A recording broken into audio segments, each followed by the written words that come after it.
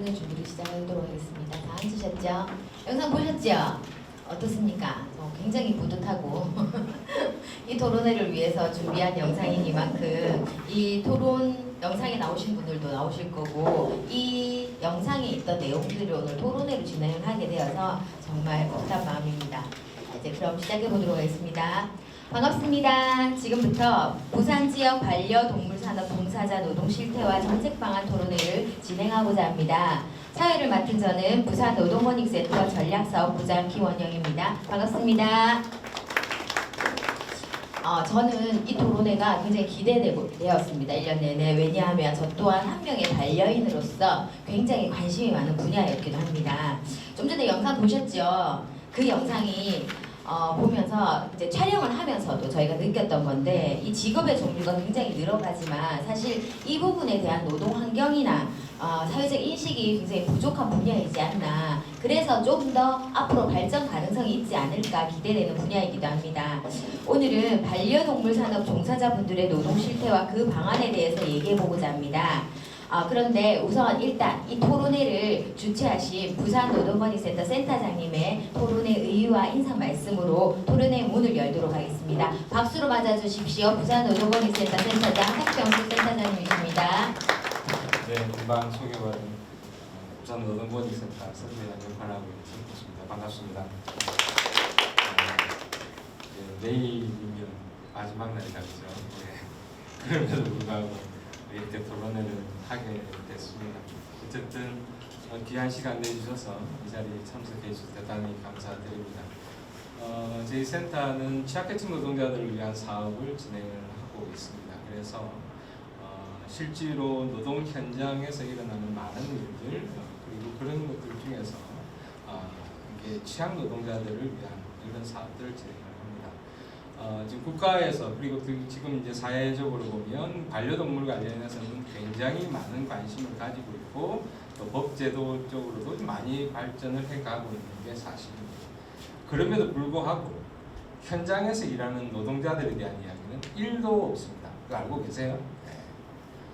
현장에서 일하는 노동자들이 행복해야 그 펫도 행복할 거고 또 실제로 이제 그 반려동물 같이 있는 많은 시민들이, 국민들이 행복해질 건데 실제로 이게 거기서 일하는 종사자들에 대한 고민은 지금 이제 없는 상황입니다. 그래서 저희들이 저희 센터는 이제 아까 말씀드린 대로 취약계층 노동자들을 위한 사업을 진행하기 때문에 반려산업이 발전하는 것도 중요하지만 거기서 일하는 노동자들도 행복해야 된다는 생각을 가지고 오늘 또 실태조사를 진행을 했고 또 거기에 대한 오늘 발표회를 진행을 합니다. 그리고 이런 이제 그 발표를 하는 것은 이것을 통해서 이런 분들이 이런 고민도 있구나 하는 것들을 사회에 알리고 또 이것이 정책으로 반영이 될 수 있도록 하는 중요한 의미를 가지기도 합니다. 그래서 실제로 이제 사회복지사들하고 저희들이 이제 사회복지사들을 제가 노동 인권 교육을 좀 많이 합니다. 근데 그분들이 이 이야기를 합니다.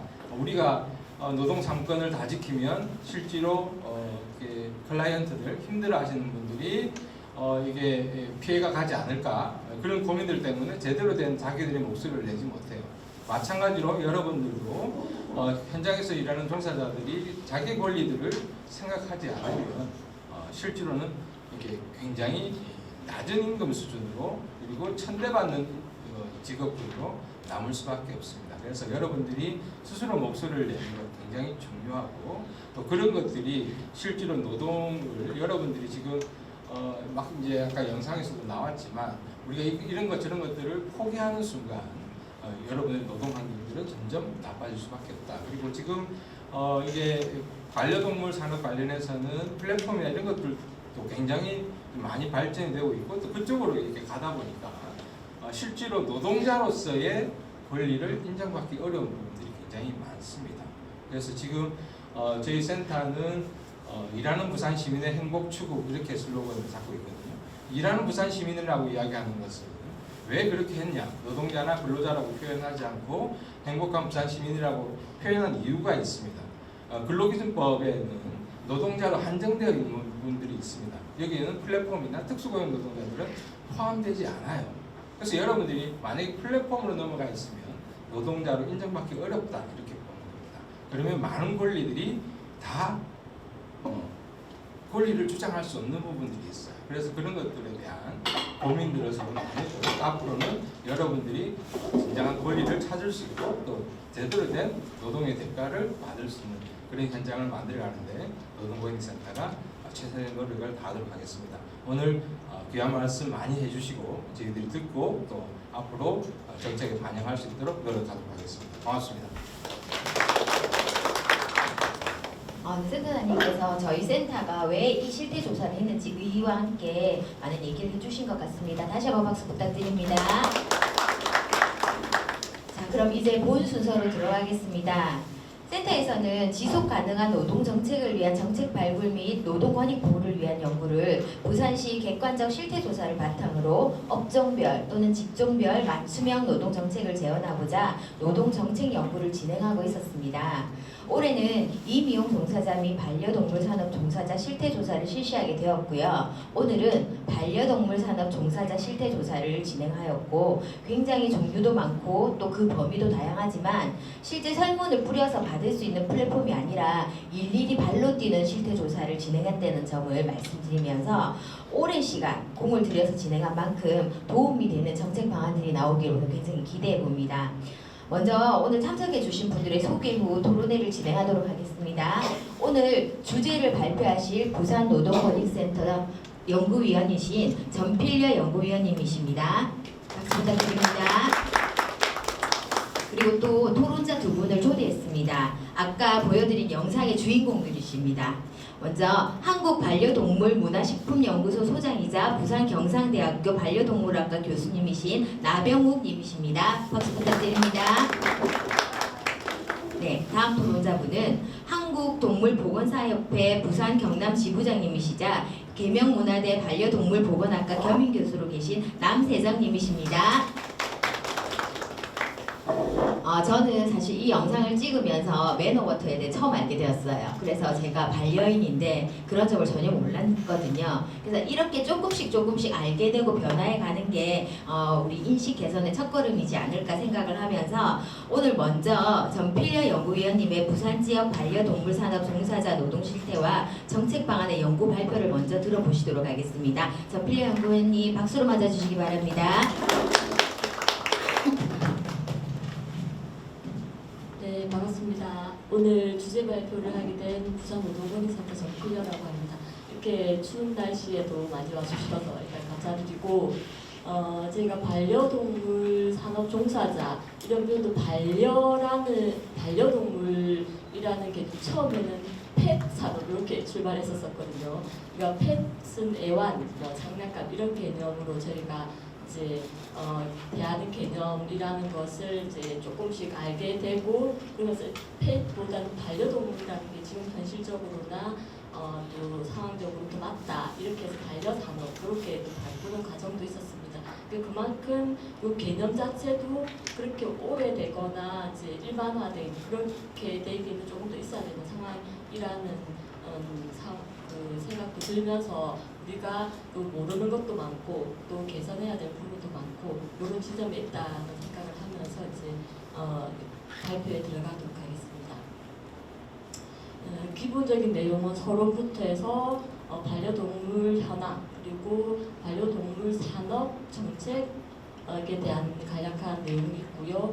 그 다음에 저희는 이 산업도 중요하지만 이 산업이 있으면 일하는 사람이 반드시 있는데 그 사람들이 어떤 여건, 조건에 있는지 이런 것들이 실제 아까 우리 센터장님도 말씀하셨지만 찾아봐도 실태를 다룬 건 없거든요. 통계청 자료를 기반으로 한다거나 그다음 일부 부분적으로 조사가 이제 분야에서 이루어진 건 있지만 실제 노동 실태를 다룬 건 없기 때문에 거의 최초라고 말할 수 있지 않을까 싶습니다. 그래서 저희가 그래서 이게 완벽한 어떤 반려동물 산업의 완벽한 정부다는 아니지만 최초로서 실제 또 반려동물을 다루고 있는 종사를 저희가 많이 연구했기 때문에 그런 점에서 의의가 있다 싶습니다. 그래서 종사자 실태 조사가 있고 그리고 이것도 마지막으로 저희가 하나라도 어쨌든 개선되는 게 필요한데 어떤 부분에서 개선돼야 할지도 딱 이렇게 딱 체계가 잡혀 있는 것도 사실은 아니기 때문에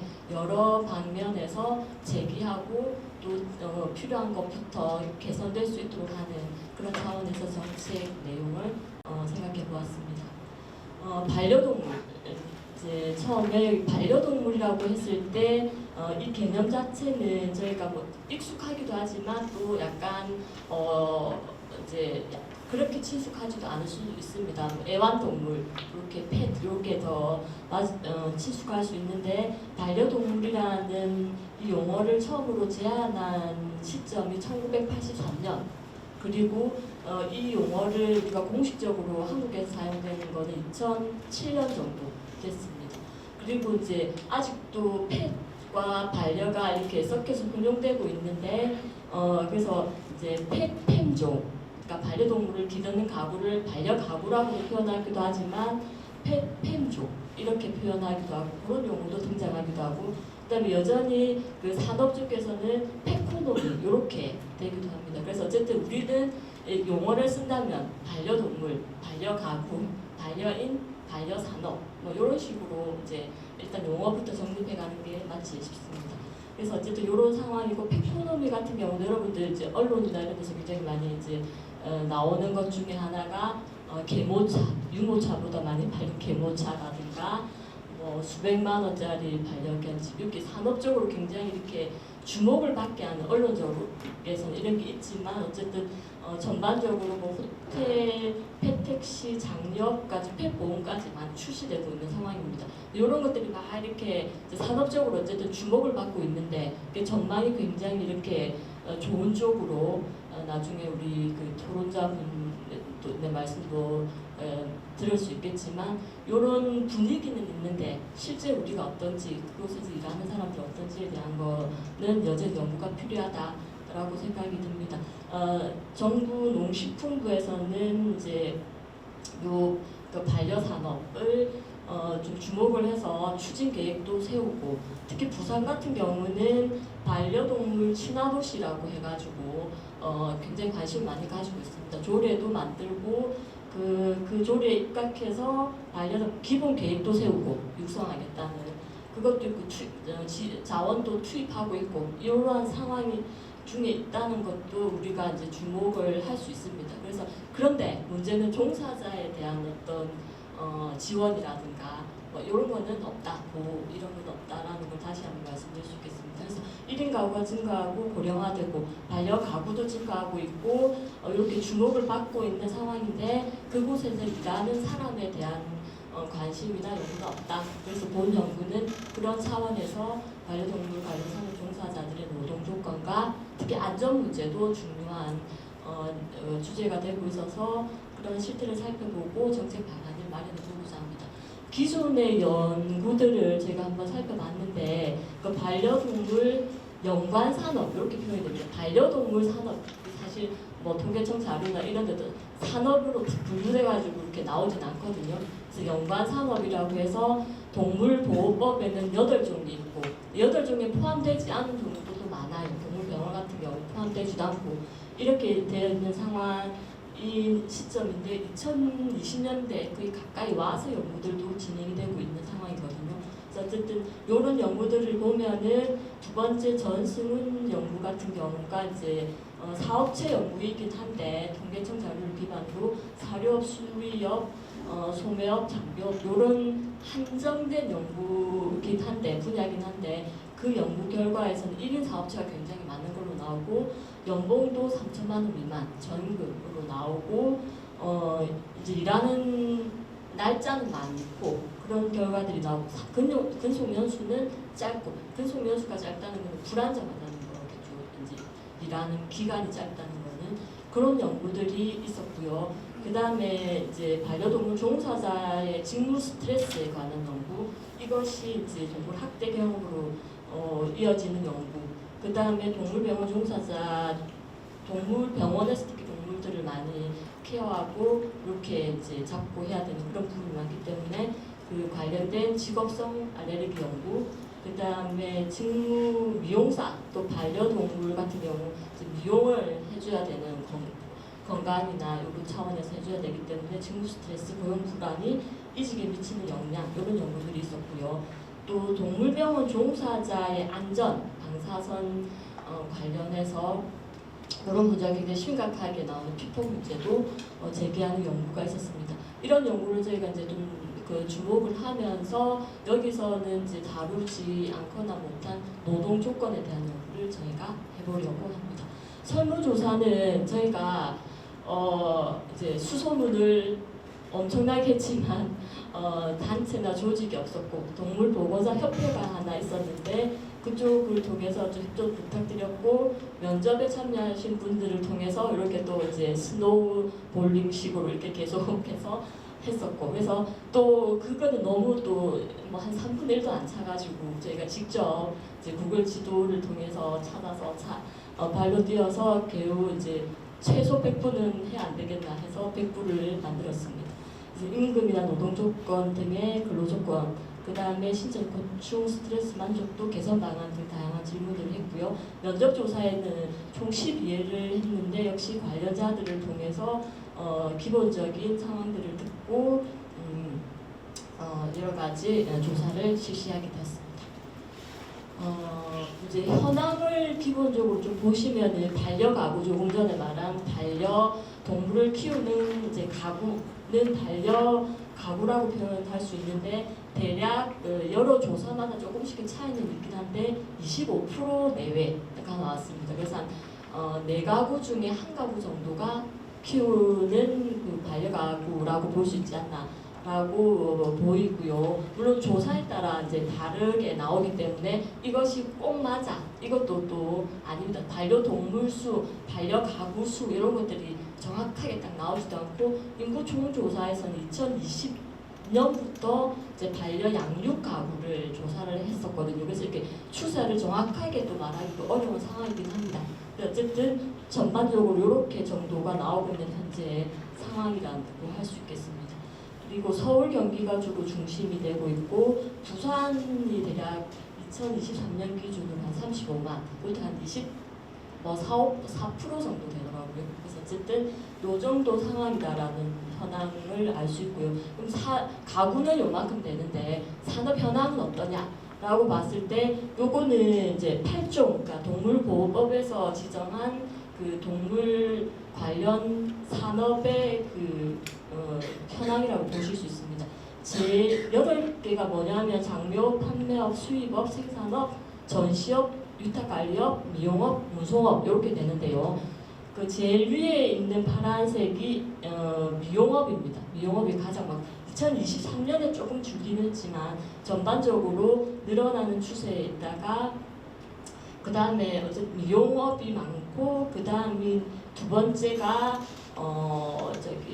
위탁관리업, 뭐 A원, 유치원이라든가 뭐 호텔, 또 놀이터, 기타 등등 위탁관리가 여기에 많이 들어가 있고요. 그 다음에 세 번째가 동물 판매업. 동물 판매업은 줄어들고 있는. 이건 굉장히 좀 긍정적으로 보이는 현상이다 싶습니다. 왜냐하면 이제 버려지는 그 유기견, 유기묘들을 이제 무조건 사는 게 아니라 이제 조금 이렇게 동물보호소를 통해서 이렇게 이제 평양하는 이런 방식으로 좀 진행되고 있는 것이라고 추론은 되는데 어쨌든 이런 현황을 볼 수 있습니다. 한 3대 관련 업체라고 하면 이 업체가 맞는 종사하고 있다라고 얘기할 수 있고 요런 반려동물 영업소가 2023년 기준으로 봤을 때 2575개, 반려동물 종사 인원은 25,506명. 그래서 업체당 종사자 수를 본다면 1.24명 정도가 나왔습니다. 그러니까 이게 뭐 1인 업체가 굉장히 많다는 거죠. 그래서 요것도 물론 오롯이 신뢰할 수는 없습니다. 이게 현실과 꼭 일치한다라고 말할 수 없죠. 어쨌든 조사 나온 결과는 이 정도가 나왔다. 그리고 이제 저희가 부산은 그럼 어떠냐고 봤을 때 부산시에 자료를 요청해서 봤는데 지금 파란색 부분으로 되어 있는 부분은 동물 조금 전에 나왔던 8종입니다. 이렇게 이제 요 빨간색 부분은 그 8종에 포함되지 않은 주황색 부분.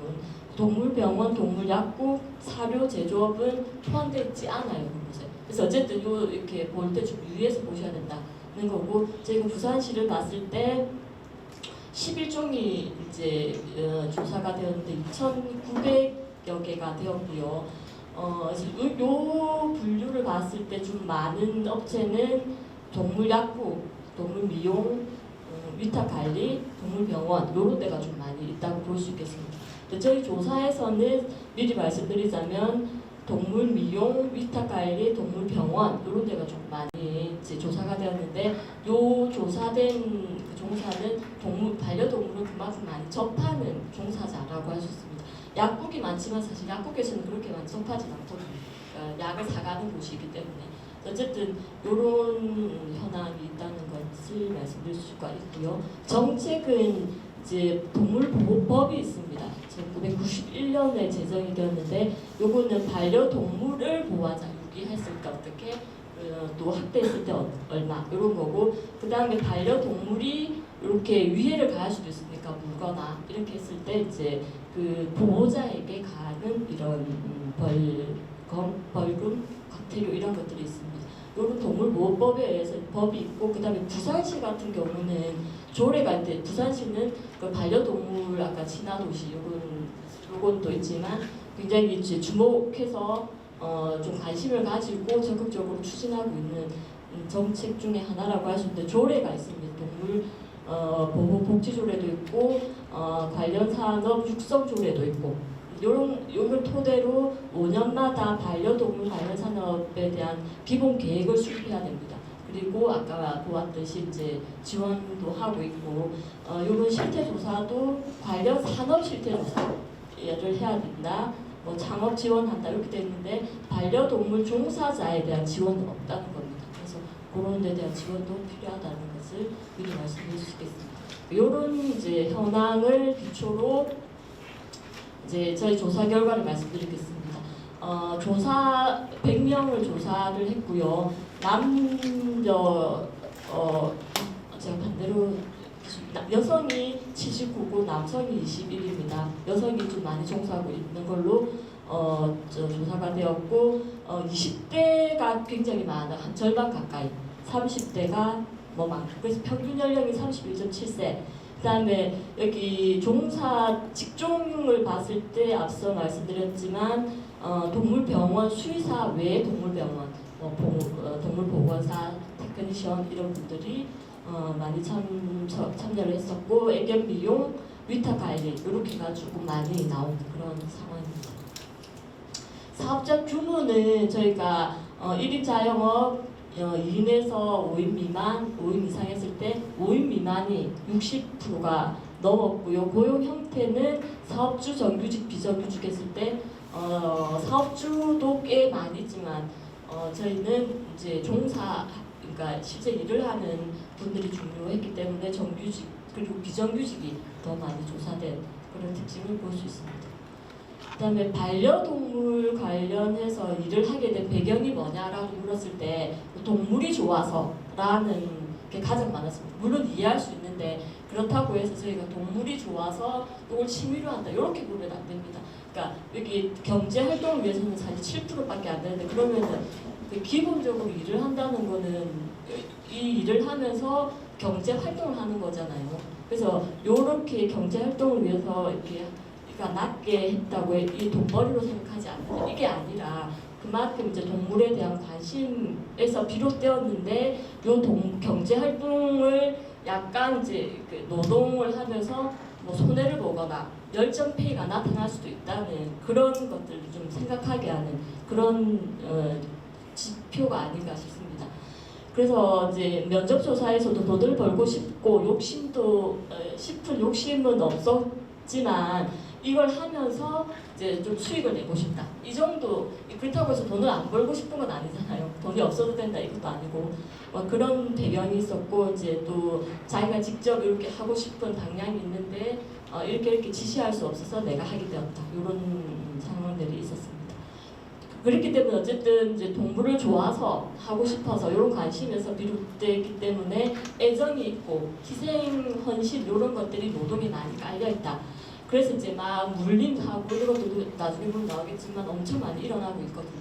그럼에도 불구하고 그만 못 두고 애를 내치지도 못해. 이때 말하는 애는 반려동물. 이게 저희가 자꾸 이렇게 면접조사하면 애가요, 우리 아기가요 이렇게 얘기하면 이 진짜 아기인지 뭐 헷갈리는데 여기는 반려동물을 말합니다. 애기라는 건. 어쨌든 내가 왜 하고 있지 하다가도 얘들을 이제 그만큼 어렵다는 게 얘들이 버려지는 것도 많고 하니까 그런 상황입니다. 열정페이 이런 것들이 많이 필요로 하는 노동이라는 거고요. 노동 조건을 봤을 때는 이제 저희가 아까 먼저 직종을 보면은 여기 동물병원 수의사도 들어가 있습니다. 수의사가 한 5분 정도 참여해 주셨는데 제가 딱 보는 순간 임금이 700만 원이 나오는 거예요. 그러니까 수의사 이 평균을 넣으면은 이게 너무 평균에 영향을 미치는 거죠. 그래서 이거 빼고 다시 분석을 해 봤습니다. 그랬더니 이제 제일 밑에 보면은 수의사를 제외한 그 평균 임금이 218만 원 정도고 수의사를 포함시키면 238만 원 정도, 10만 원 정도 차이가 나거든요. 근데 이게 근데 이렇게 하나 저렇게 하나 어쨌든 이제 임금은 낮은 편이다. 왜냐하면 이제 전체 노동자 평균 임금이 한 270, 80 정도 나오거든요. 평균이. 근데 이걸 여기는 30만 원 이렇게 되고 있으니까 임금은 매우 낮다라고 할 수 있고 그런데 보면 근무일은 5.1일 그러니까 주 6일쯤 된다는 거죠. 5일을 넘어서 하니까. 그리고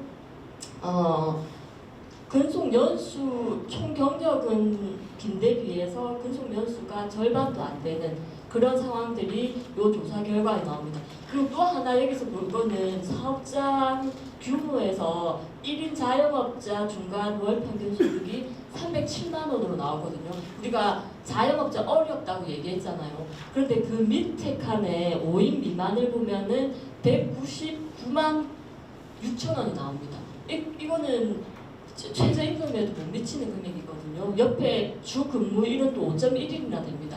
그러니까 그 주 6일이 많다는 그러니까 5일 이상 된다는 거죠. 그러니까 그러니까 소규모 그러니까 1인 자영업보다도 더 어려운 여건의 그 종사자들, 노동자들이 있다는 거죠. 그런 것들이 표로 나와서 저희가 좀 주목을 할 수 있다라고 할 수 있습니다. 밑에 고용 형태에서도 그 사업주에 비해서 정규직, 비정규직 임금이 팍팍 떨어지고 있거든요. 그래서 1인 자영업을 하고 싶은 게 이 업종에서는 목표가 되는 거죠. 내 사업체를 차리는 거.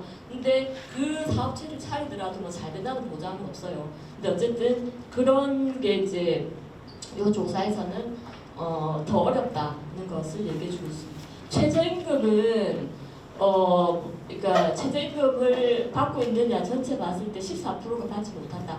거기다가 모른다, 내가 받고 있는지 안 받고 있는지 모른다도 15%나 나왔기 때문에 30% 가까이가 좀 최저임금을 받지 못하는 수치로 볼 수 있지 않냐 이런 생각도 듭니다.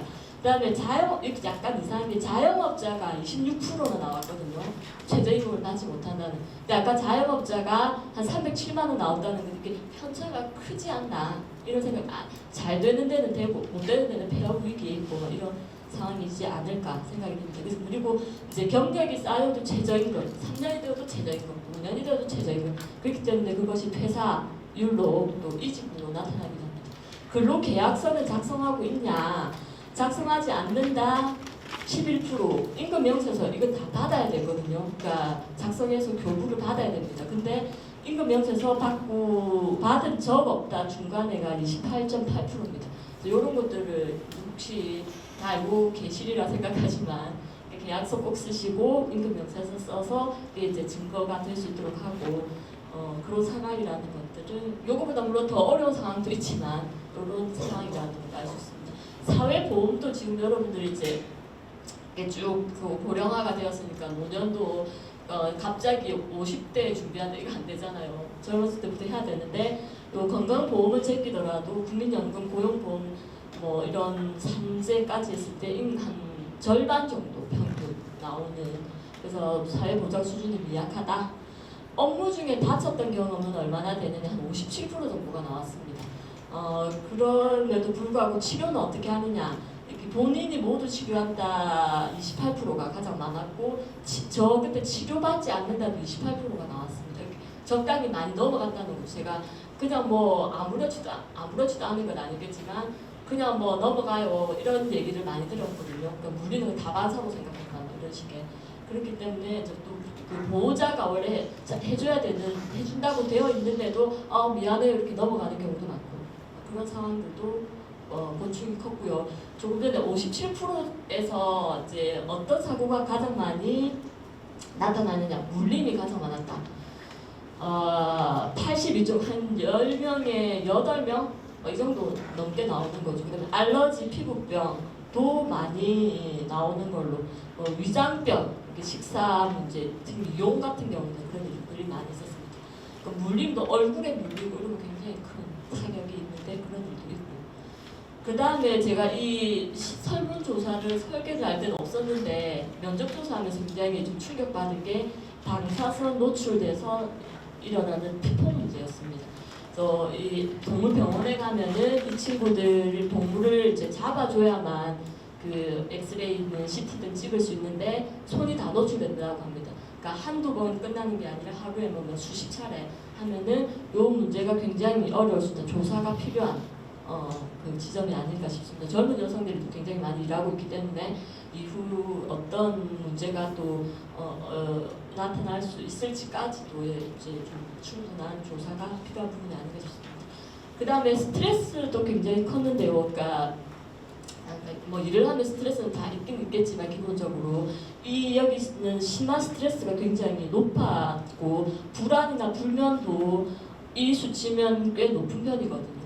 그다음에 우울증 두세 명 정도가 이런 상황이고 조금 전에 그 심한 스트레스의 원인을 조금 보려고 스트레스가 어디서 받느냐 했을 때 가장 높은 게 보호자와의 관계. 여기도 보호자는 반려동물을 키우는 그 보호자입니다. 그래서 보호자가 뭐 이렇게 신경 쓸 게 많은데 보호자를 상대하는 일 이것이 많고 보호자가 와서 뭐 우리 집에서는 괜찮은데 여기 와서 이상해졌다느니 뭐 스트레스를 받았다느니 이렇게 이제 많이 보호자가 굉장히 힘들게 하는 그런 지점이 많다는 연구 결과가 나왔습니다. 만족도에서는 4점 만점인데 가장 낮은 수준의 만족도가 임금 수준, 그러니까 임금이 낮다는 게 계속 나오고 있습니다. 그 다음에 임금만도 그러면은 낮은 게 아니라 수당도 거의 없었습니다. 그러니까 임금 외 복지 제도도 매우 낮고, 그다음에 일에 대한 인정, 일에 대한 그러니까 이 개념도 이제 정립되어 있지 않지만, 요 용어의 양도 정립되어 있지 않지만, 이런 사회적 인식에 대해서도 뭐 동물을 그렇게까지 할 필요 있다. 이부터 시작해서 제대로 된 인식이 필요하다. 만족도가 매우 낮게 나왔기 때문에 이런 지점에서 개선이 필요해 보입니다. 그래서 이제 이직은 얼마나 했느냐? 이직은 2.3회 정도로 나오고 여기도 이직 사유가 낮은 소득, 그 다음에 경제개발 등 비정규직, 아까 얘기했던 인정에 대한 문제 이런 것들이 계속 나오고 있습니다. 최저임금으로 깔고 시작해서 퇴사율도 높고 그 다음에 미용 자격증은 또 1년, 2년 돼서 수습을 마쳤는데도 불구하고 바로 메인이 되지 못하고 보조로 해야 되고 그렇게 할 때는 뭐 극단적인 경우를 할지라도 50만 원 받고 있다. 이런 내용들도 면접 조사에서 나왔거든요. 그 다음에 또 한 가지 중요한 그 주제 중에 하나가 여기는 견습이라는 게 있습니다. 미용사. 그 다음에 뭐 수의사도 견습, 수습 이런 거를 겪는 것 같고요. 그다음에 이제 요 훈련사 이런 애견 훈련도 이제 요 견습이 있는 견습 기간은 굉장히 열악했습니다. 그 저임금 문제, 장시간 노동, 배움 없는 단순 노동. 그러니까 이것도 이렇게 굉장히 컸었는데 1위가 쭉쭉쭉 나오죠. 늦게 나오는.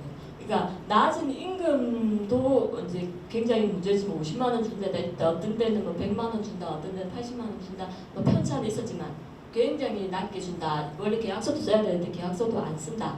이런 내용도 있었고, 그 다음에 제일 문제는 그 업무와 관계없는 심부름, 허드렛일 이런 걸 굉장히 많이 해서 이 과정에서 이탈하는 사람들도 많고 소진되는 그런 것들이 많았기 때문에 요 견습 기간이 필요하다고 한다면은 좀 지원도 필요해 보이고 요 조사를 기반으로 해서 제대로 된 어떤 육성될 수 있는 그런 과정, 반려동물 산업만 키운다고 될 문제는 아닌 거죠. 이 부분에서 이제 개선이 매우 필요하다 이런 내용들을 면접 조사를 통해서도 알게 되었습니다.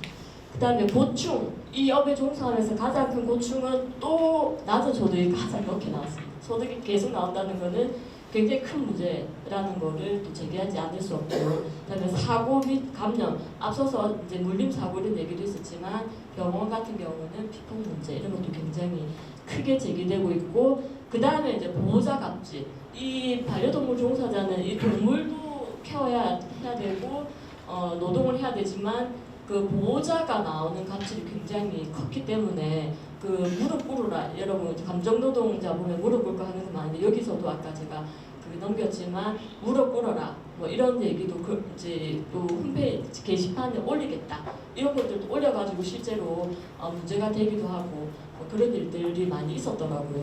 그다음에 뭐 반려동물 밑에 주차하고 있으니까 반려동물 데리고 와서 해라 뭐 이런 식의, 이거는 업무 외인데도 불구하고 너무나 당연하게 그런 일들이 일어나고 있다는 점도 이제 그 고충이 아닌가 싶습니다.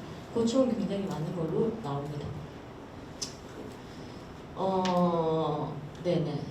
뭐 얼굴 물고 언제 그 사고가 날지 모르기 때문에 굉장히 긴장해야 되고, 뭐 보호자 갑질, 사과 문제 이런 것들도 굉장히 많이 나타나고 있다. 그럼 노동 조건 개선을 위해서 뭐가 필요하냐? 여러분은 뭐가 필요해야 될지 뭐 앉아 계신 분들은 또 다르게 생각할 수도 있지만, 여기 응답자들은 반려동물 입양자 및 보호자 교육이 가장 필요하다 이게 나왔습니다. 그래서 약간 처음에는 의아하긴 했었는데 의아하지 않고 조금 곧바로 이해가 됐던 거는 요 반려동물 입양자의 태도가 또 반려동물에게 영향을 미치고, 또 반려동물을 대해야 되는 노동자들은 이 보호자 교육이나 입양이 되지 않으면 매우 어렵기 때문에 그런 문제도 있고, 그 다음에 입양자 보호자 교육이 되지 않았을 때 버려지는 동물도 엄청 많고, 이런 것들이 이 업에도 영향을 미치면 또 종사자들에게도 영향을 미칠 수밖에 없는, 그렇기 때문에 이 보호자 교육에 대한 뭐 체계, 법제화 이런 것들을 요구하고 있었습니다. 그 다음에는 최저임금, 아까 최저임금이 못 받는 부분, 임금이 매우 낮고 이렇기 때문에 이 최저임금에 대한 노동법 준수에 대한 관리 감독이 필요하다. 그 다음에 그 반려동물 관련 종사자 노동 실태가 필요하다. 이어서 볼 수 있는 문제인 것 같습니다.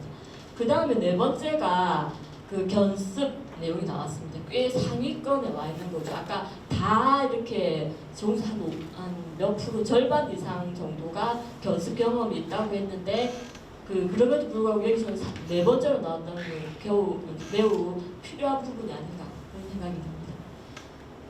그래서 이제 어쨌든 가볍게 파양하고 이런 건 안 되고 뭐 앉아 엎드려 뭐 이런 것들이 매우 중요한데 이런 것들을 딱 지킬 수 있는 그런 교육 매우 필요하다. 제일 심한 게 뭐 또 낮은 소득 이런 문제가 나왔습니다. 반려동물 산업 발전, 제가 종사자라서 산업도 어쨌든 함께 가야 되는 지점에 있는 것 같습니다. 그래서 반려동물 산업을 위해서 뭐가 가장 필요하냐, 여기서도 가장 먼저 나온 게 입양자 보호자 교육이었습니다. 그게 그만큼 이제 전체적인 분위기에 가장 필요한 게 보호자가 중요하다. 아무나 여기저기 가서 몇십만 원 주고 돈을 사오는 게 가족이 아니고 이제 충분한 책임감과 마음가짐 가지고 받아들이고, 그리고 동물을 동물로서 대하는 또 기본적인 그 태도도 있어야 되죠. 그러니까 그에 대한 교육이나 지식도 있어야 되고 그런 것들이 필요하다는 거고, 자격 제도가 도입돼야 되고, 그 다음에 자격증이 지금 이 업에서는 자격증이 국가 자격증이 있긴 한데 세 개가 세 종류가 있긴 한데 민간 자격증이 워낙 많기 때문에 별로 의미가 굉장히 퇴색되어 있는, 있어도 좋지만 없어도 되는, 취업하는데 별 무리가 없는, 그렇기 때문에 이런 자격증의 정비, 이제 본인 인증 이런 것들에 대한 확대가 필요하다가 세 번째로 나왔습니다. 그 외에는 뭐 일자리 개선 비롯해서 다양한 그다음에 저는 보면서 이렇게 실태 조사하면서 이렇게 통계나 이런 것들이 매우 부족해서 이런 것도 보면은 저쪽에 왼쪽에서 세 번째 제가 제 쪽에서 볼 때 반려동물 관련 통계 체계 마련 이것도 필요한 부분이라고 생각이 되었습니다. 요거 면접 조사는 생략하고요. 시간이 거의 다 되었기 때문에 마지막으로 요 정책에 대해서 말씀드리겠습니다. 개선 방안 이런 데서도 나왔지만 반려동물 입양 자격제도 보호자 교육 법제화 이것들도 기본적으로 필요하고요. 그 다음에 이어서 말했지만 자격증 정비하는 것도 필요한 거고, 그 다음에 반려동물 등록이 의무화되어가 있는데 이제 실제로 많이 안 되어 있기 때문에 버려지는 경우 너무 많고, 실제로 또 반려묘 같은 경우는 또 등록이 안 돼 있는데 이 등록을 해서 좀 더 보호가 될 수 있도록 하는 그런 거, 그다음에 불법 매장 이런 것들도 뭐 방법이 어떻게 될지는 논의가 필요하겠지만 어쨌든 여기에 대해서 이제 쓰레기처럼 버려지는 그런 상황들이 많기 때문에 그런 문제. 그다음 생산과 판매 과정 뭐 몇 번 말해도 그 뜬장에 써 있는 애들 엄청 많잖아요. 그러니까 어쨌든 그런 데 대해서 좀 투명화될 수 있는, 아까 그 생산업이 떨어지고 있긴 하지만 또 여전히 허가제로 바뀌었잖아요. 요즘 이제 그냥 등록제에서. 그래서 좀 개선이 된 지점은 있지만 그래도 굉장히 이제 이제 애 낳는 도구가 되어 있는 거죠. 그런 부분에도 개선이 필요하고, 그다음에 그러니까 동물병원 이런 게 동물원이 부산에는 없는 상황에서 좀 보호동물 그러니까 테마파크라든지 이런 것들도 있으면은 또 정서적인거나 동물과 친화될 수 있는 그런 과정이 될 수 있다. 동물 보호 시설이 잘 눈에 안 띄고 펫샵 이런 것도 많은데, 그래서 사고 팔고 이런 게 아니라 이제 이런 데서 가족으로 만들 수 있으면은 이런 것도 근접한 곳에 있어야 된다. 그다음에 동물병원 이게 수가가 정확하게 지정되어 있지 않아서 비싸다 이런 문제가 많기 때문에 적정화 필요하고, 종사자와 관련해서 좀 직접적으로 보호조례 필요하고, 아까 견습기간 이제 그 문제가 많았었는데요. 여기에 대해서 뭐 청년 지원으로 하건 어떻게 해서건 간에 지원을 할 수 있는 방법 모색이 필요하다. 그 다음에 임금 및 노동 실태 조사, 그리고 안전 보건 조사, 실태 조사가 반드시 필요하다라고 생각이 됩니다. 여기에 대한 정책이 마련돼야 될 것 같습니다. 네, 감사합니다.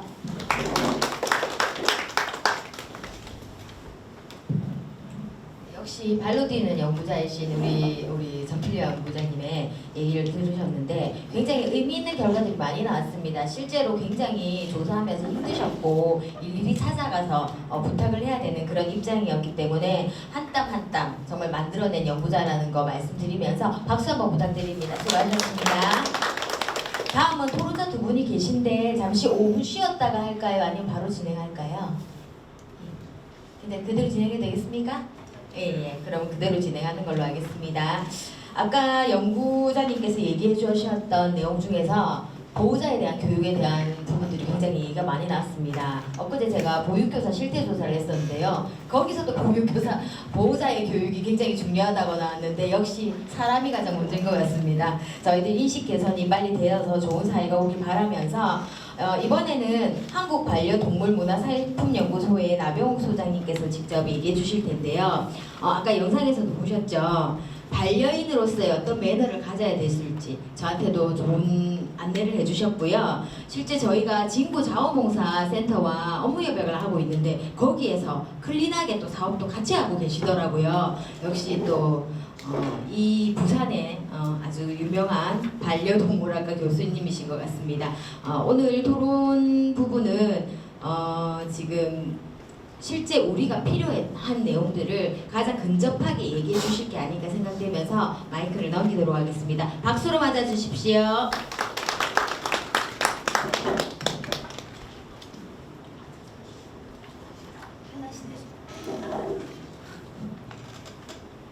네, 반갑습니다. 나병욱이라고 합니다. 이게 아마 들고 계신 자료집에 보면 제가 주석처럼 이렇게 달아놓은 부분이 있는데 거기를 아마 한번 보시면 사실 이 시간에 그걸 다 이야기하는 거는 조금 무리인 것 같고, 그 내용 안에 블랭크 안에 들어가 있는 내용들을 보시면 이제 지금 국가나 이제 한국에서 얘기하고 있는 산업의 형태나 그 발전 방향과 혹은 많은 분들이 산업 정책에 대한 논문을 쓰고 있습니다. 지금 현재. 그래서 발표되는 논문들을 이렇게 따서 가져오시는 자료들도 많은데 그런 자료들을 보면 우리가 가장 놓치는 게 뭐냐면 실태라는 단어가 정말 중요한 것 같거든요. 사실 여기도 지금 반려동물 보건과 학생들도 있고 산업과 학생들도 있고 그 다음에 현재 그 산업에 종사하고 계신 분들도 있지만 우리가 텔레비에서 반려동물 산업은 이번 연도에도 수직 상승을 할 것이다 혹은 완만한 그래프를 그리면서 산업이 성장할 것이다. 이것이 반려동물 산업을 견인하는 어떤 수치적인 걸 보여준다라고 하면서 얘기 나오는 게 뭐 몇 조, 몇 천억, 몇 조, 몇 천억, 몇 조, 몇 천억. 그래서 이번 연도에는 몇 천억의 흑자 전환 뭐 이런 이야기들을 많이 합니다. 그런데 사실상 지금 앞에서 그 주임님께서 연구해 주신 실태 조사를 보면 우리가 그 1인 사업체가 51.6%다. 그거의 근속이 3년 미만이다라는 말은 뭐냐면 폐업한다라는 거를 단적으로 보여주는 거거든요. 그러면은 51.6%가 창업을 해. 창업을 해서 나는 돈을 많이 벌 거야 라는 느낌으로 시작을 하지만 3년을 지속하지 못한다라는 거는 3년 뒤에 이 사람이 0원으로 나가는 게 아니라 마이너스로 나가거든요.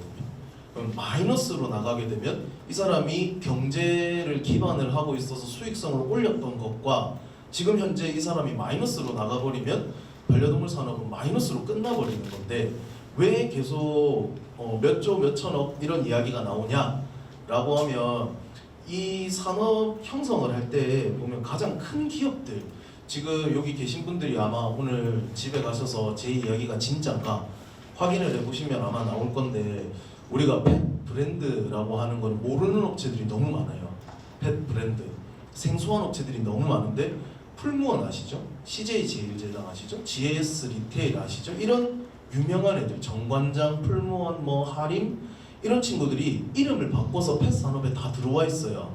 이미 다 들어와 있기 때문에 이 친구들은 우리나라에서 내수 경제를 하지 않습니다. 전부 외국으로 보내요. 동남아나 이쪽으로. 그래서 단위가 아까 말씀하신 것처럼 수의사 선생님이 뭐 월에 700을 번다 혹은 개인 사업자가 300을 번다 이런 게 아니라 뒤에 0이 몇 개씩 더 붙어요. 이 사람들은. 그렇기 때문에 이 반려동물 산업이 성장한다 라고 얘기를 할 때 실질적으로 성장하는 거는 수출이 그러니까 우리나라 사료를 밖으로 보내고 우리나라가 사료를 수입해서 수입 흑자를 남기고 이 부분이거든요. 그래서 요 몇 조 몇 천억 몇 조 몇 천억 할 때 사실상 영세한 사업자들은 여기에 포함이 되지 않습니다. 거의 없다고 보면 돼요. 그거를 요 앞에 표에서도 볼 수 있는데 그 우리 산업 그냥 일반적인 우리 8개 혹은 11개 산업을 이렇게 아까 표로 보여주셨는데 거기도 보면 수의사 선생님을 빼면 어떻게 된다 수의사 선생님을 포함하면 어떻게 된다 이런 기준이 나오잖아요.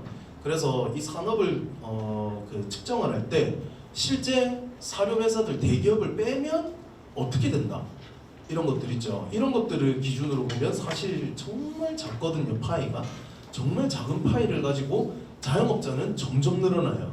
그러니까 아까 말씀하신 것처럼 미용 산업이 늘어나 미용사들이 많이 나왔어. 미용 산업이 많이 나왔으니까 이 미용 산업이 다 잘 되냐? 아니죠. 동네마다 하나씩 들어가게 되면 어느 미용실 갔다가 어느 미용실 갔다가 결국 그 파이가 작아지게 돼 있습니다. 그렇기 때문에 이 산업이 지금 굉장히 많은 변화를 요청해야 되고 또 지금 여기 대학생분들이 계신데 저는 항상 얘기해요. 이게 지금 기존에 하던 거를 그대로 할 거면 안 하는 게 맞거든요. 안 하는 게 내가 미용을 잘해. 나 그래서 미용실 열어야지 하는 미용사들이 너무 많습니다.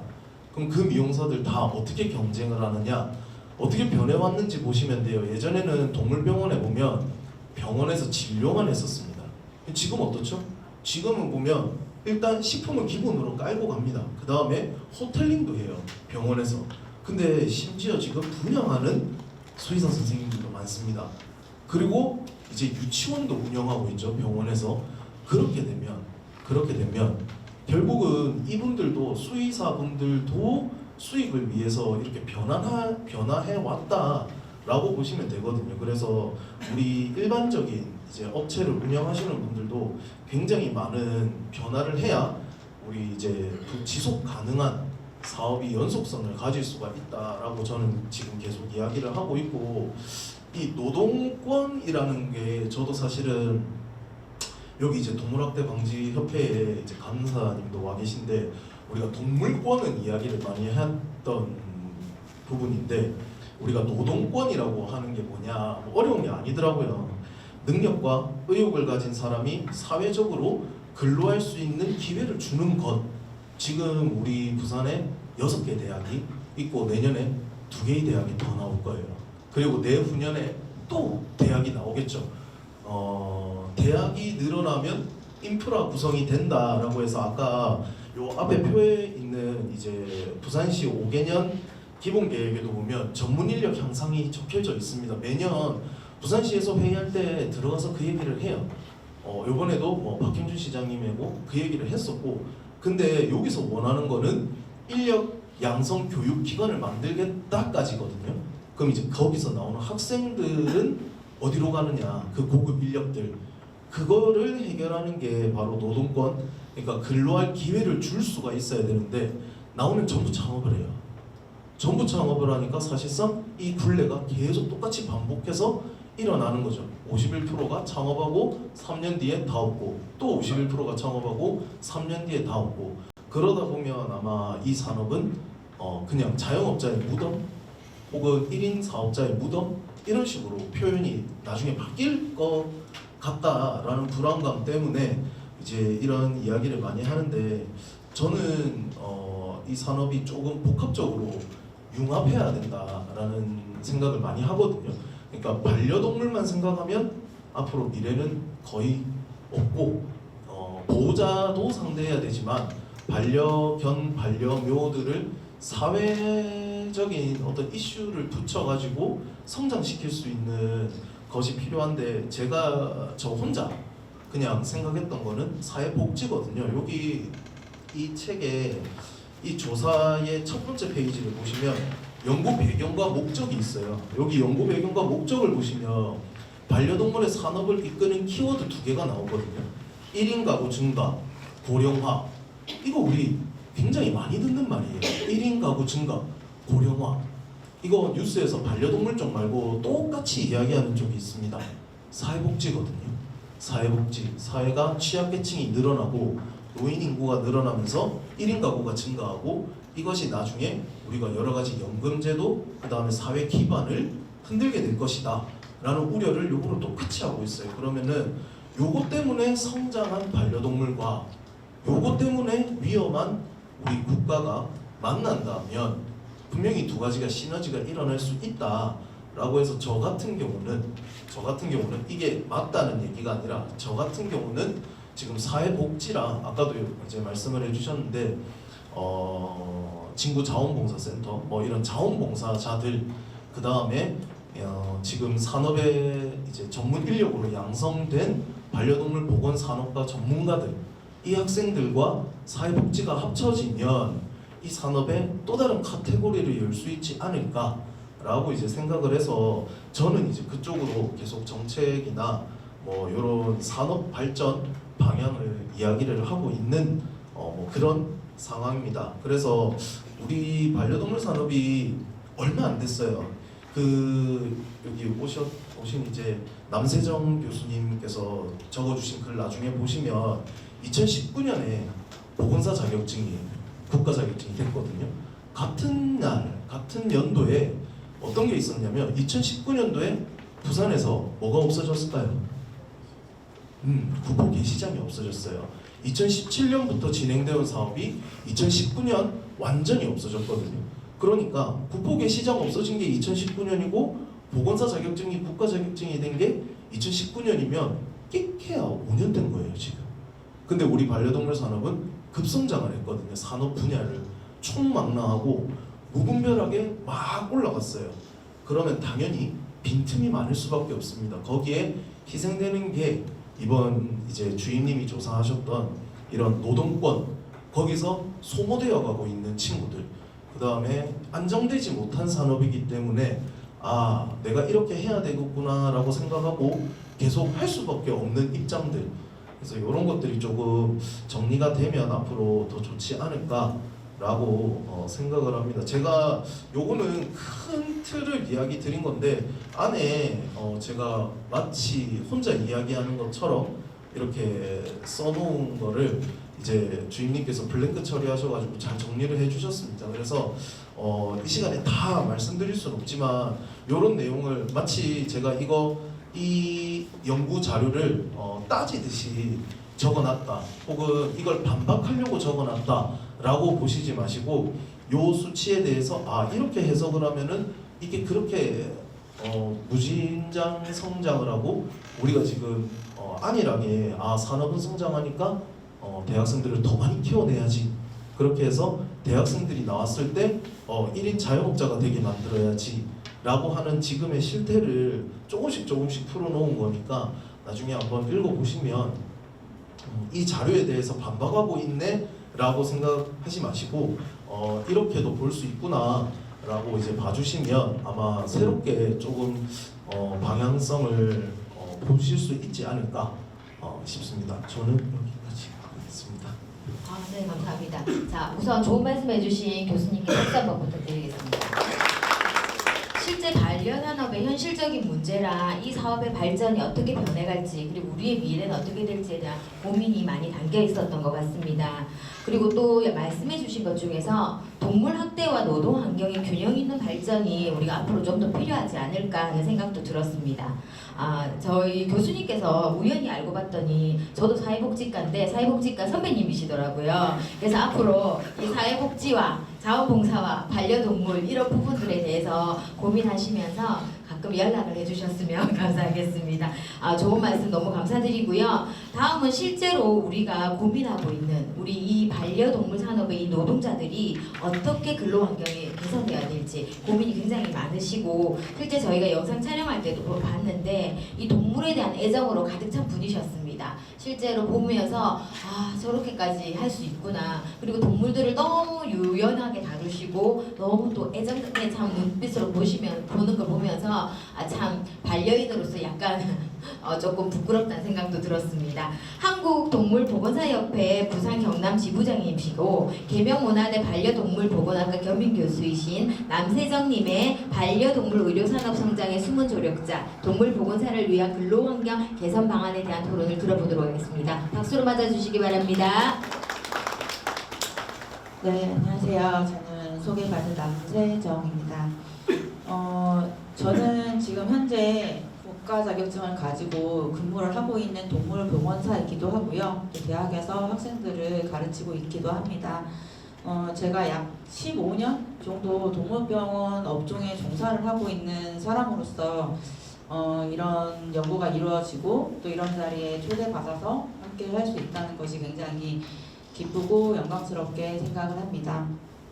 보고서를 이제 먼저 받아서 읽어봤었는데 정말 좀 많이 애쓰신 것 같다는 생각이 많이 들었어요. 그래서 현실을 잘 반영해 주시려고 많이 노력하셨구나, 또 여러 가지 방안들도 많이 제시해 주셨구나 라는 생각이 들었습니다.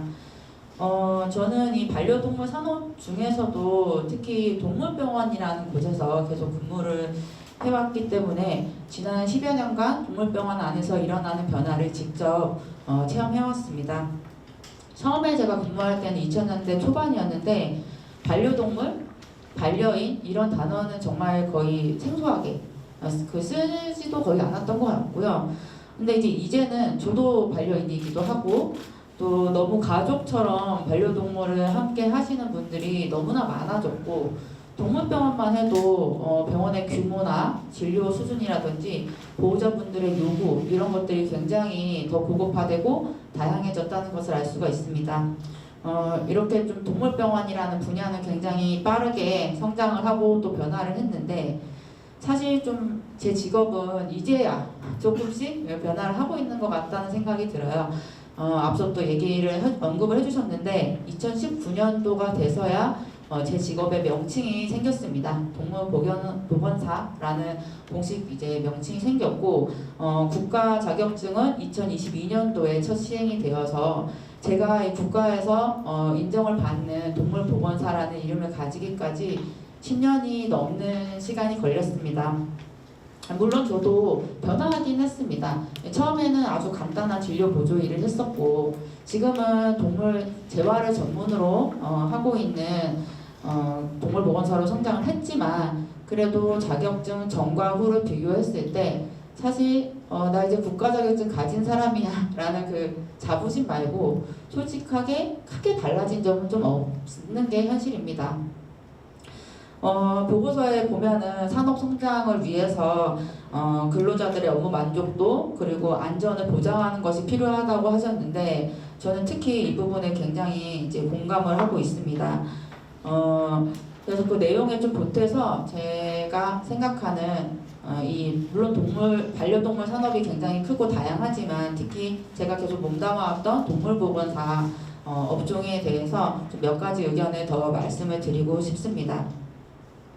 첫 번째는 자격제도의 확립입니다. 수의사법 제10조에 따르면 수의사가 아닌 자는 동물을 진료할 수 없다라고 명시가 되어 있습니다. 하지만 제16조에 따르면 동물보건사는 수의사의 지도 하에 동물 진료에 참여할 수 있다라고 나와 있어요. 다시 말씀드리면 이 동물 진료에 동물병원 내에서 참여할 수 있는 인력은 수의사와 동물보건사뿐입니다.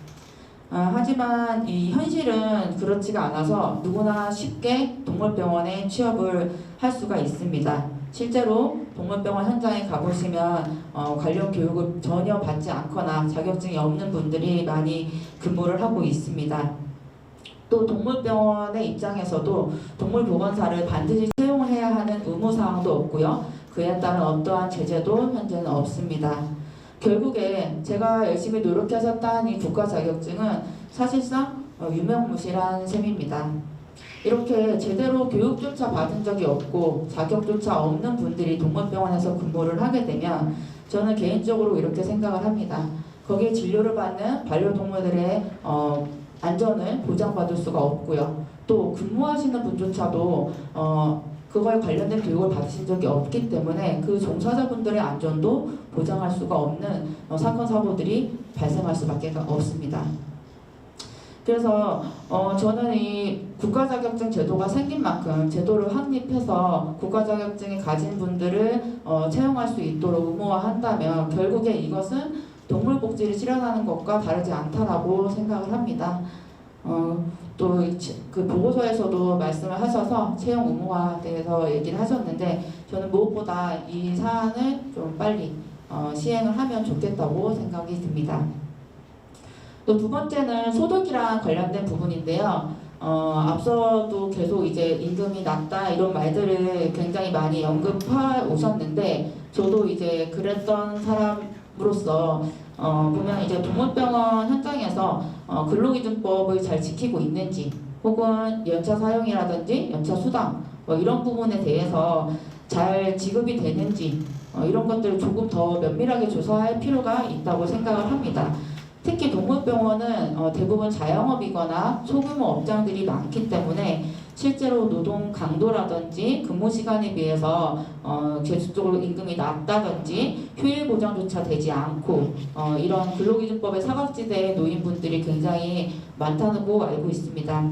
또 이 동물병원은 다른 반려동물 업종이랑 또 다르게 의료를 행하는 곳이다 보니까 공휴일 거의 동일에 거의 다 영업을 하시는 경우가 많고요. 또 24시간 영업 이런 것들이 굉장히 많습니다.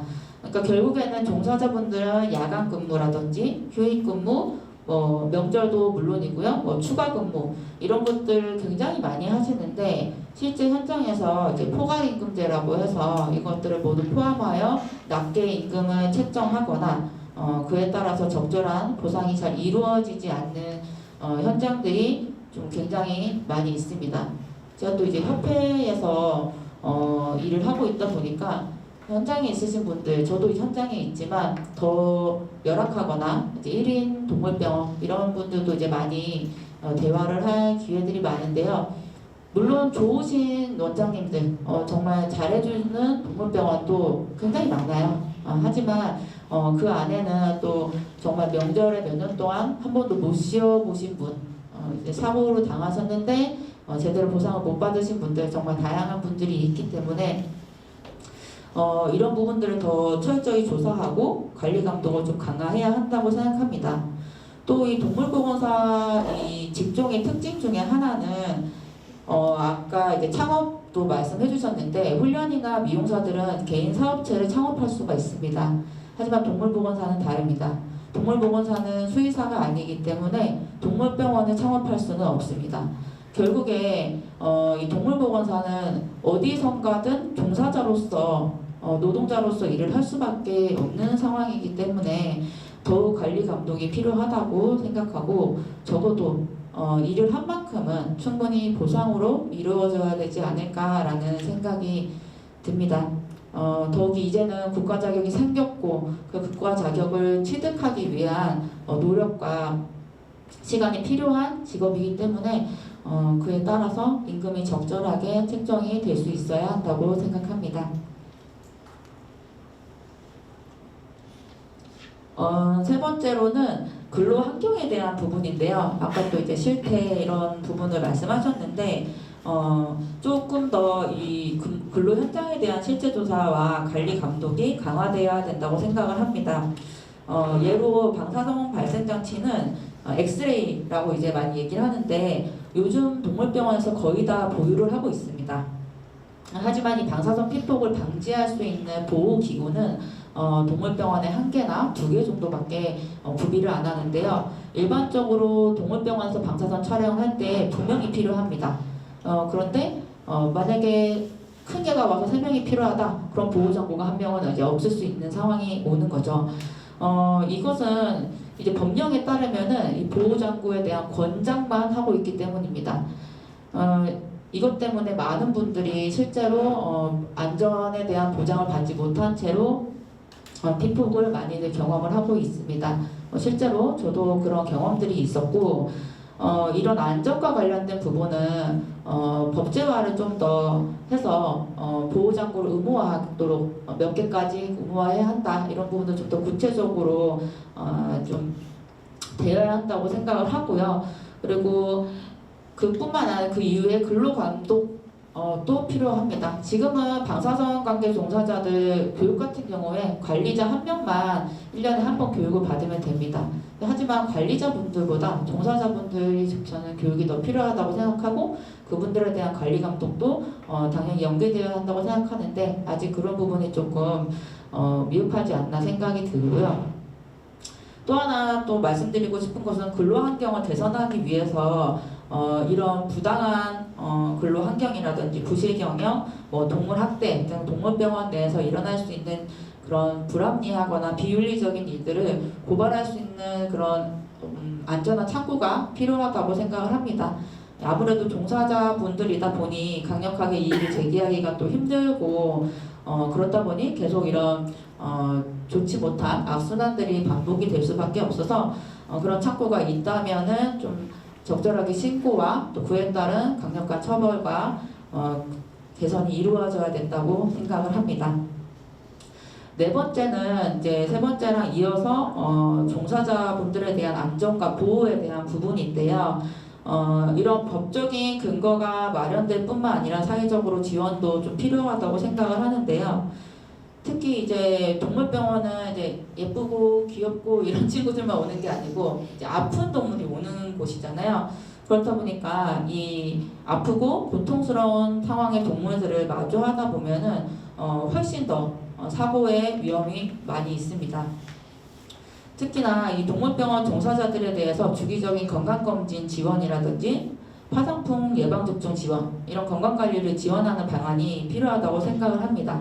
저 같은 경우에도 파상풍 주사를 2번 정도 맞았는데 제가 사비로 3번을 접종을 했고요.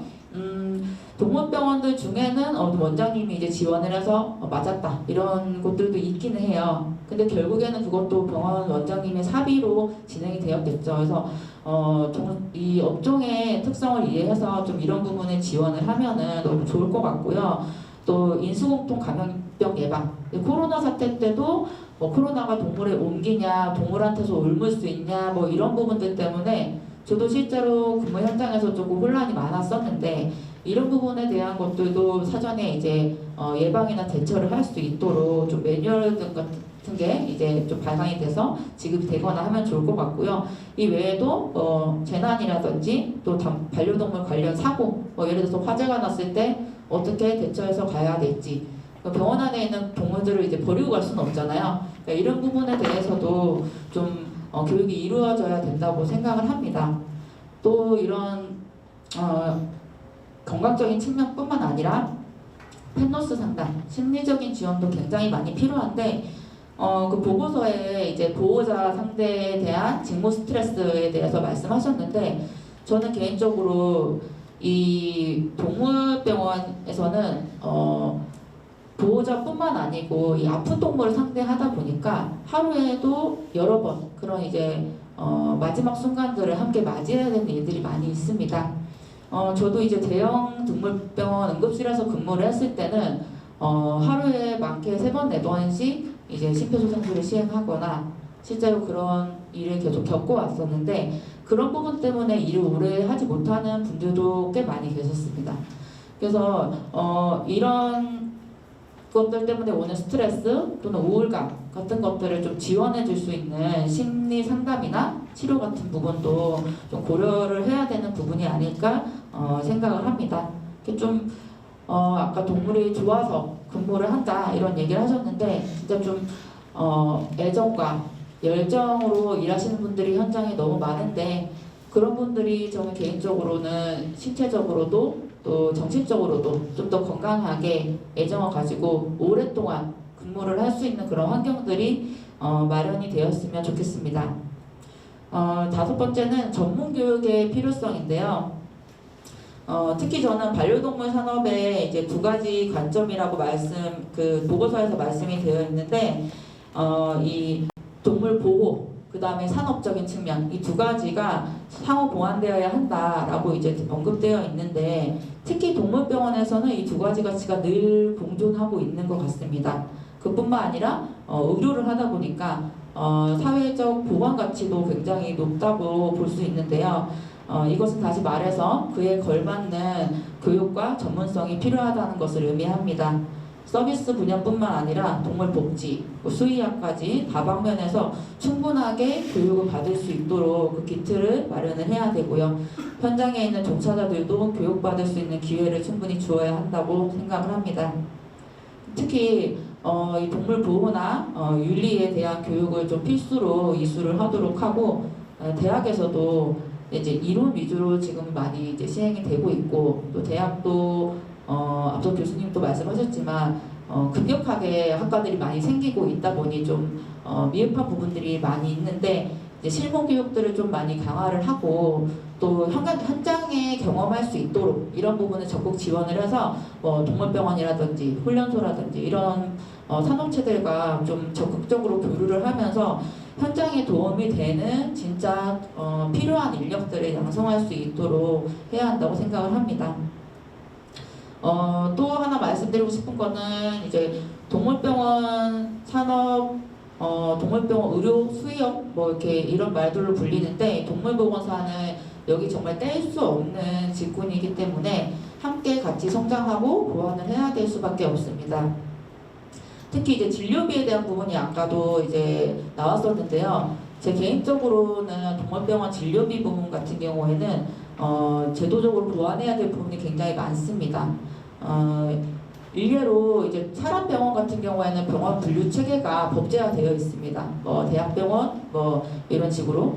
근데 동물병원은 아직 그런 게 없어요. 제가 알기로는 이제 최근에 그런 것들을 이제 좀 만들어지는 움직임들이 있는데 동물병원은 지금 자영업처럼 전부 운영이 되고 있다 보니까 규모나 그 안에 종사자들의 역량이라든지 업무 강도도 너무 다 다릅니다.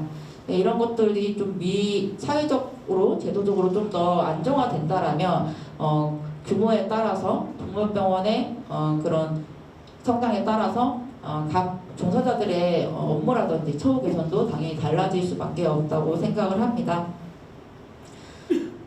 진짜 좀 여러 가지 많은 말씀들을 드렸는데 저는 개인적으로는 앞에 말씀드린 여러 가지 방안들의 바탕이 되는 게 교육이라고 생각을 합니다. 제가 또 이제 학생들을 가르치고 있지만 저도 일을 하고 있는 사람으로서 현장에 도움이 되고자 또 개인적인 발전을 위해서 또 여러 가지 공부를 하게 됩니다. 동물보건사가 수의사를 보조하는 의료인의 한 사람으로서 그 역할을 충분히 해낼 수 있다라면은 저는 동물보건사라는 직업에 대한 인식과 선호가 당연히 개선이 될 수 있을 거라고 생각을 합니다. 거기에 이제 앞서 말씀드린 여러 가지 제도적인 것들, 정책적인 것들이 좀 확립이 되고 또 안전하게 근무할 수 있는 발판들이 마련이 된다면 당연히 이 직종에 대한 임금이나 처우 개선이 나아질 수 있을 것이라고 기대를 합니다. 지금 현장에서 열심히 일하고 있으실 많은 분들, 제 동료들 그런 분들이 충분히 그 진심을 다한 만큼 보상을 받을 수 있도록 또 제 후배들과 제가 가르치고 있는 학생들한테도 동물보건사 정말 좋은 직업이야, 보람있게 할 수 있는 일이야 라고 좀 당당하게 이끌 수 있도록 이런 연구와 토론들과 더 나은 정책들이 계속 이루어지기를 바랍니다. 감사합니다. 부탁드립니다. 진심이 묻어나는 이야기였던 것 같습니다. 지금 여기 학생들도 많이 계신데요. 사회적 지위 양상이 제대로 되어서 제대로 대우받고 우리가 직업적으로 자긍심을 느낄 수 있는 사회가 오기를 정말 바라면서 오늘 토론해 주셔서 너무 감사드립니다. 자, 다음은 마지막 순서로 플로어 토론이 있는데 혹시 여기 계신 분들 중에서 우리 연구위원님이나 토론자분들께 질문할 사항이 있으시면 자유롭게 질문하셔도 좋습니다. 혹시 없으실까요? 오늘 다양한 곳에서 오셨던 우리 학생들도 부산 경상대학교 학생들도 많이 와주셨고 또 동물방지협회 분들도 와주셨고 또 연구하시는 분들도 와주셨습니다. 혹시 질문 있으실까요? 없으십니까?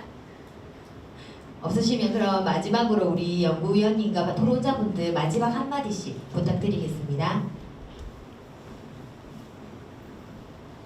네, 일단 그 산업 부분도 말씀해 주셨고 실제 일하시는 그 구체적 상황, 그 일자리에서 여러 가지 문제점부터 이제 상황까지 말씀해 주셔서 일단 그 업계에 알지 못했던 그 속사를 좀 들을 수 있었다 이런 생각을 다시 한번 하고요. 그래서 어쨌든 산업에 이제 나와 있는 그러니까 통계적으로 잡혀있는 수치로 잡혀있는 그런 부분이 그 실상과 굉장히 좀 이질적으로 되고 있기 때문에 그런 부분에 대한 보완, 어쨌든 연구에 이제 제가 마무리 작업을 하는 데 있어서 그 부분을 이렇게 좀 함께 다루면서 좀 그러니까 우리가 최대한 좀 실상에 다가갈 수 있도록 하는 그런 내용을 좀 보완해야 되겠다 그런 생각을 다시 한번 했고요.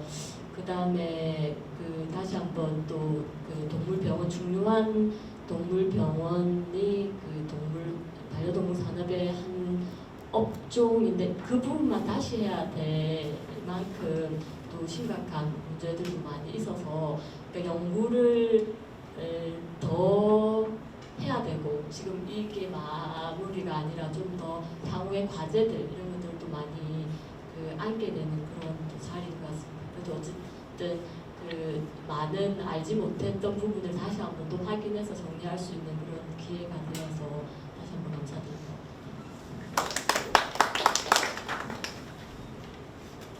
네, 저는 뭐 다른 것보다 그 계속해서 나오는 임금 문제는 추후에 더 개선돼야 될 방향인데 그거보다 이제 보호자 교육 관련해서도 계속 나오는 부분을 저는 보호자 교육을 산업의 한 형태로 봐야 된다고 생각을 많이 하거든요. 그러니까 결국에는 지금 여기서 관심이 있으신 분들도 있을 테지만 보유세는 결국은 통과가 될 겁니다. 반려동물 보유세는. 왜냐면 그 보유세를 통과를 해야만 이 교육을 국가적으로 할 수가 있어요. 예산을 잡을 수가 있고 정책을 펼칠 수가 있는데 지금 이제 우리가 그냥 나라에 가지고 있는 국고를 가지고 반려동물 인구가 25% 되니까 나머지 75%도 같이 동참해서 반려동물 교육자를 교육시키자 이러면 세금 이용의 문제가 또 복잡해지거든요.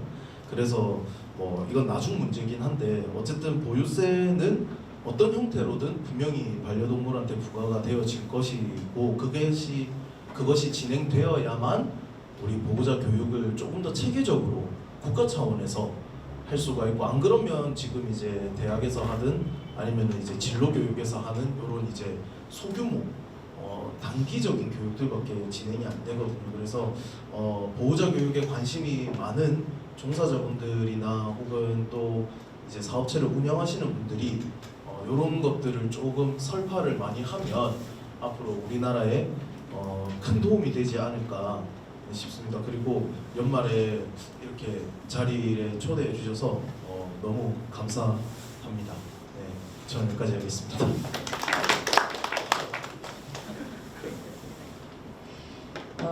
네, 저는 짧게 하도록 하겠습니다. 네, 반려동물 산업이 커지고 있는 만큼 내년에는 좀 질적으로 종사자들도 함께 성장하는 해가 되었으면 좋겠고요. 또 따뜻한 연말 보내시고 내년에 새해 복 많이 받으시고요. 저도 이렇게 초대해 주셔서 너무 감사하게 생각합니다. 감사합니다.